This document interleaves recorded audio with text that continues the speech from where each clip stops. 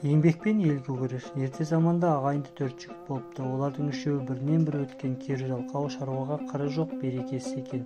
Ал ең кішісі еңбек сүйгіш, мал жанды көрінеді. Сыншыл жұрт ағайынды төртеудің мінезіне қарай оларға жанама ат қойып айдар тағыпты.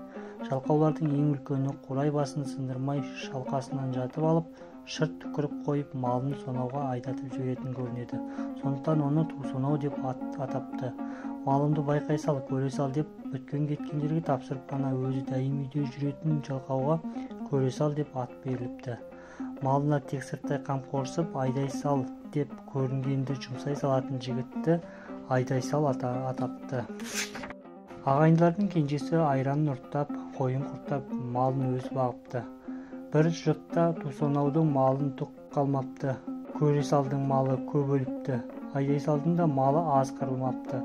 Ал өзі бағып күткен еңбекшіл жігіттің малы жұтамай, қыстан аман шығып, елін аштықтан құтқарыпты. Еңбекпен ел көгерер деген нақыл осыдан қалыпты деседі халық.